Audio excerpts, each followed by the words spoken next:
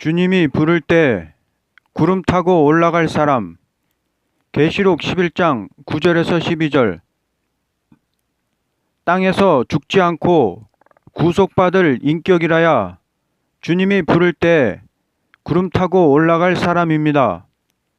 온 세상이 다 망하는 세상에서 죽지 않고 구속받는 인격이 구름 타고 올라갈 사람입니다. 그러나 구름 타고 올라갈 단체가 나오는 것은 참으로 어려운 것입니다. 죄악의 단체가 몽땅 몰살당하는 땅에서 이 몸이 구속받으려면 내게는 죄가 없어야 합니다.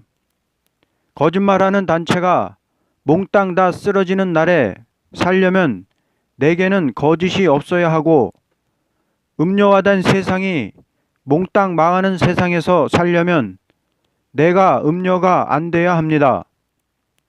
덮어놓고 주님 재림만 고대하지 말고, 주님 재림하는 날은 죄 많은 사람 다 심판하는 날인데, 그날에 내가 올라가려면 성령으로 죄가 모두 소멸되는 역사를 받아야 합니다. 인간 최고의 역사는 구름을 타고 올라가는 역사라고 봅니다. 오늘의 과학자들은 우주선을 타고 별 세계에 가는 것을 자랑하고 있지만 이것은 인간에게 효과를 주는 행복이 될 수 없습니다. 그러나 올라오라는 주님이 나타날 때 구름을 타고 올라가는 사람이 된다면 가장 복 있는 자라고 보게 됩니다. 만왕의 왕 그리스도께서 유대 땅 베들레헴 말구에 나셔서 빈곤한 목수의 생활을 거쳐 3년간 쉬지 못하고 죄인을 찾아가고 병을 고쳐주고 복음을 전하시고 겟세마네 고통의 기도와 골고다 언덕에 십자가를 지고 올라간 그 고난, 죽기까지 쓰라린 십자가의 쓴잔을 달게 받으시고 죽은 지 사흘 만에 부활해서 40일 동안 제자들에게 나타나서 땅끝까지 복음을 전하라는 부탁을 하시고 구름 타고 올라가실 때 올라간 그대로 다시 오리라고 하신 예수님께서 사도 요한에게 다시 나타나 인류 종말의 무서운 환난과 미혹과 또는 기독교의 큰 역사를 보여준 동시에 당신이 공중 재림할 것을 본장에 보여준 것입니다. 첫째, 들림받을 시기 7절에서 8절, 9장 15절.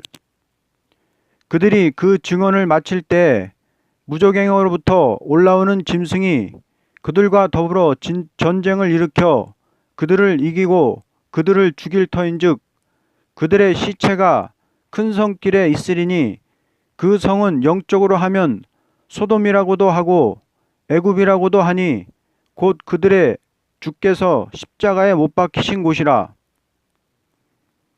9장 15절. 내 천사가 놓였으니 그들은 그 연월 일시에 이르러 사람 3분의 1을 죽이기로 준비된 자들이더라. 증거를 마칠 때 무저갱으로부터 올라오는 짐승이 전쟁을 일으킨다는 것은 하나님께서 그 종을 통하여 짐승의 정책을 대항해서 싸우는 일을 하기 때문입니다. 거짓 선지는 짐승의 뒤를 따라가며 그 앞에 굴복하도록 하고, 참된 증인은 짐승 앞에 절하면 구원이 없다고 전하기 때문입니다. 하나님은 예언의 말씀을 다 증거한 다음에는 그 역사를 거두시는 동시에 짐승 앞에 쓰러져서 죽은 시체가 되게 하시는 것입니다. 이때는 하나님이 정한 때가 왔으니 이 땅에 무서운 사망이 오되 사람 3분의 1이 죽는 화가 중동에서 전쟁으로 사람 3분의 1이 죽는 화가 중동에서 일어나는 전쟁으로 오고, 전쟁이 일어날 때 주님이 공중에 재림하셔서 3년 반의 증거를 마치고 쓰러져 있던 종들을 불려 올리는 때입니다. 짐승이 이긴다는 것은 두 종이 정한 때가 되었기 때문입니다. 하나님께서 택한 종들의 전도와 예언하는 일을 못하게 능력을 거두신 것은 일할 기한이 찼기 때문입니다. 다니엘 7장 21절 넷째 짐승이 성도들과 더불어 싸워 이겼다고 했고, 계시록 13장 7절에 짐승이 성도들과 싸워 이긴다고 한 말씀과 같이 된 것입니다.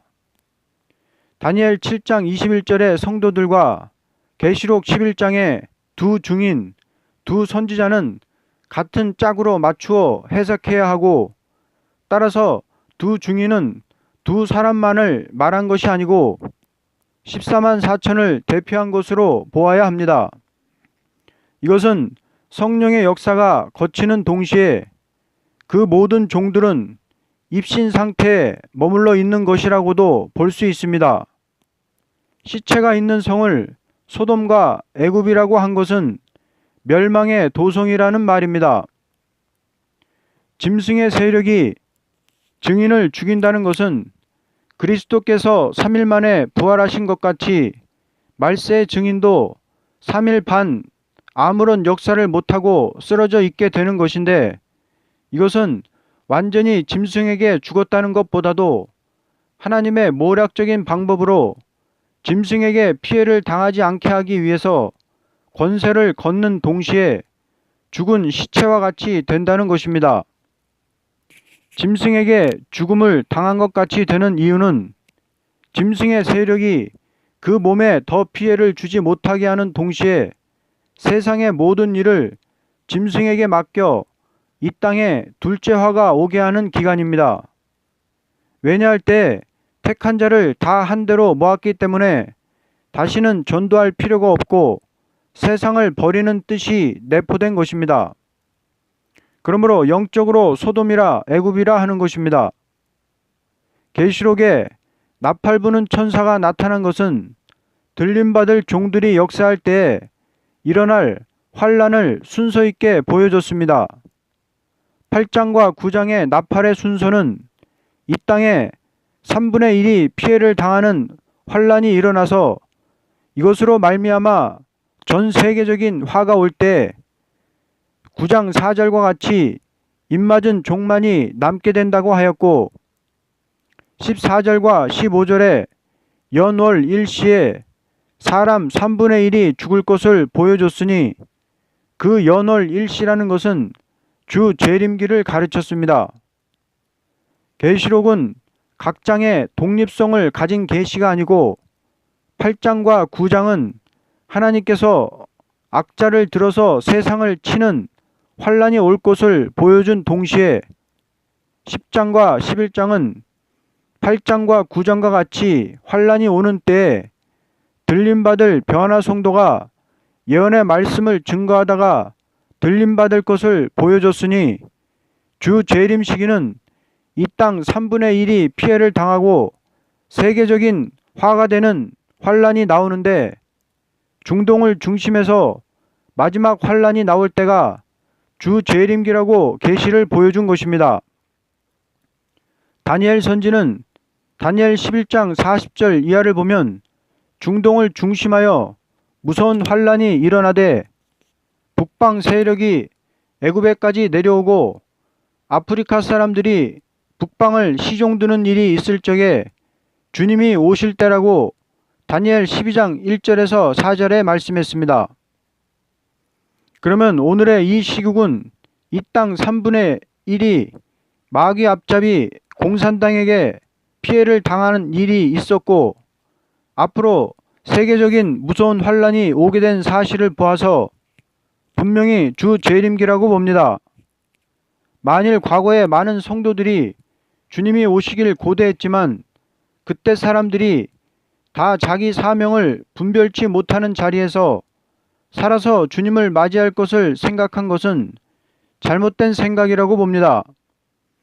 반드시 변화 성도라는 것은 예언하는 선지 사명을 가지고 환란 가운데 살 길을 백성들에게 알려주는 예언을 하는데, 계시록을 가지고 변화 성도가 증거하다가 계시록대로 이루어지는 역사를 하게 되고 계시록대로 이루어지는 주 재림을 맞이하게 될 것이니 계시록 11장은 변화 성도가 역사할 광경을 보여준 것인데 그 시기는 9장과 같이 될 시기라고 봅니다. 9장에 해와 공기가 어두워지는 가운데 황충때가 나오는 것은 주 재림기에 들림받을 종들을 대적하고 일어날 것을 보여준 동시에 10장과 11장에는 종들이 원수의 피해를 당치 않도록 권세를 주어 역사할 것을 보여주었고, 역사를 마친 후에 주님이 공중에 나타나 올라오라 할 때에 구름을 타고 올라갈 것을 말했습니다. 계시록은 주 재림기에 마귀 편에서 역사할 것과 하나님 편에서 역사할 변화 성도의 형편을 보여준 것입니다. 그러므로 금일에 이때를 주 재림기라고 보게 됩니다. 둘째, 들림받을 자의 순교적인 역사 9절에서 10절. 백성들과 족속과 방언과 나라 중에서 사람들이 그 시체를 사흘 반 동안을 보며 무덤에 장사하지 못하게 하리로다. 이 두 선지자가 땅에 사는 자들을 괴롭게 한 고로 땅에 사는 자들이 그들의 죽음을 즐거워하고 기뻐하여 서로 예물을 보내리라 하더라. 백성들과 족속과 방언과 나라 중에서 사람들이 그 시체를 3일 반 동안 목도하며 무덤에 장사하지 못하게 한다는 것은 하나님이 모략적으로 그 종을 원수 앞에 죽은 시체와 같이 되게 했지만 장사하지 못하게 한 것은 아주 그 영혼을 걷어가지 않았기 때문입니다. 이 종들은 선지적인 사명을 다하던 종들이므로 이 땅에 거하는 자들을 괴롭게 하는 재앙으로 치던 자이므로 악당들은 그가 쓰러져 시체가 되어 있을 적에 너무 기뻐서 서로 예물을 보내게 됩니다. 하나님의 역사로 그들로 하여금 그 시체를 장사하지 못하게 한 것이니, 만일 장사한다면 안 될 이유는 완전히 죽은 몸이 아니기 때문입니다. 하나님께서 원수가 그 몸을 피해를 주지 못하도록 하는 데서 그들은 그 몸을 해칠 마음이 없이 보고만 있다는 것입니다. 기뻐하여 서로 예물을 보낸다는 것은 데살로니가전서 5장 3절에 그들이 평안하다 안전하다 할 때에 임신한 여자에게 해산의 고통이 이름과 같이 멸망이 갑자기 그들에게 이르리니 결코 피하지 못하리라는 말씀과 같이 자기들을 괴롭히던 종들이 이제 죽었으므로 원수들이 이제는 평안하다 안전하다 하며 예물이 왕래할 때 주님이 오신다는 것입니다. 언제나 하나님께서는 진실한 종을 쓸 적에 원수의 세력을 강하게 역사하도록 하면서 당신의 종을 들어쓰는 것은 순교적인 생활을 하는 자만으로 1차 부활에 참여할 수 있게 하기 위한 방법입니다. 하나님께서 사도시대에는 네로 황제를 들어서 악한 정치를 하게 해서 사도들을 다 순교를 시켰고, 말세에는 무저갱에서 올라온 짐승이 전쟁을 일으킨다는 것은 계시록 17장 8절에서 13절을 보면 분명히 7 중에 마지막 머리가 주 재림기에 변화 성도와 싸울 큰 나라가 됩니다. 이제 앞으로 종들은 두 가지로 갈라지게 될 것입니다. 순교적인 생활을 하지 못하는 사람은 다 거짓 선지의 교권 앞에 머리를 숙이게 될 것이요, 붉은 짐승의 정권과 협상하게 될 것입니다. 그러나 순교적인 생활을 하는 종은 목숨을 아끼지 않고 무저갱에서 올라온 짐승과 싸우게 될 것입니다. 하나님께서 순교적인 사상을 가지고 짐승과 싸우는 자에게 재앙으로 땅을 치도록 역사해서 심판의 다림줄이 되는 예언의 말씀을 증거하게 할 것이니, 주 재림시까지 말씀을 증거할 자는 들림받을 자격을 가진 변화 성도들입니다.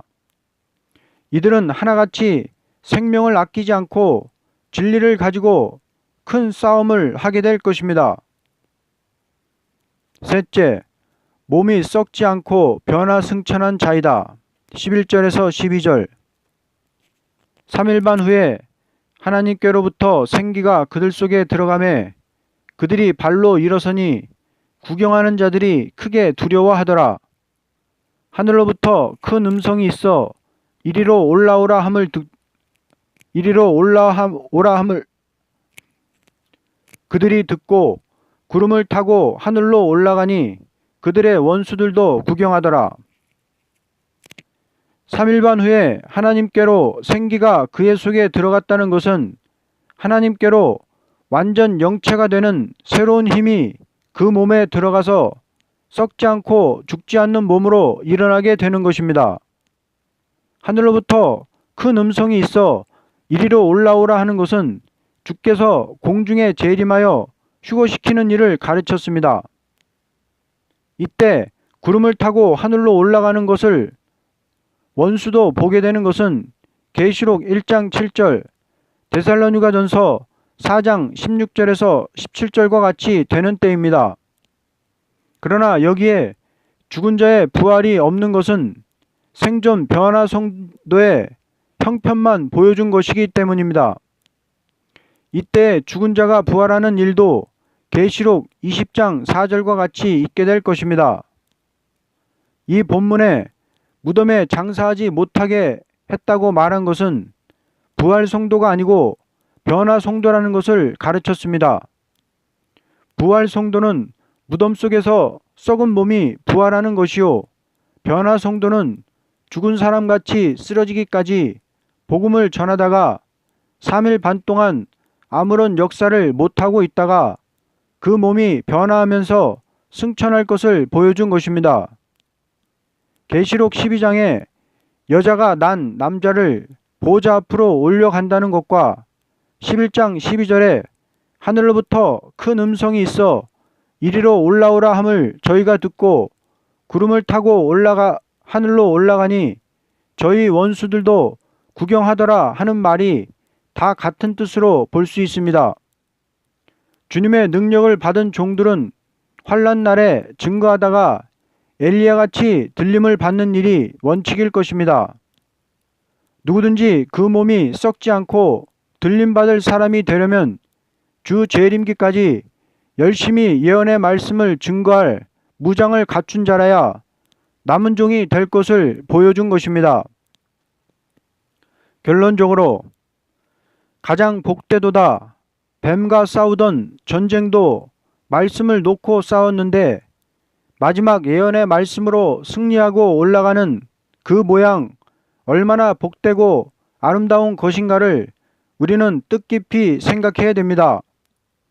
사람의 수완에 대해서 판단하지 못하나 시기를 볼 때 분명히 이때는 변화 성도가 전할 복음을 전할 때요, 변화 성도가 역사할 역사가 일어날 때입니다. 누구든지 이때 완전 무장을 갖추고 마지막 붉은 짐승과 전쟁을 하다가 들림받는다는 것은 천하의 가장 복된 자라고 보게 됩니다. 그러므로 우리들은 이 시국을 두려워할 것도 없고 원망할 것도 없고 주님이 나타나서 올라오라 할 때까지 싸운다는 순교적인 사상을 가지고 뒤를 돌아보지 말고 용기 있게 나가야만 할 것입니다. 아멘.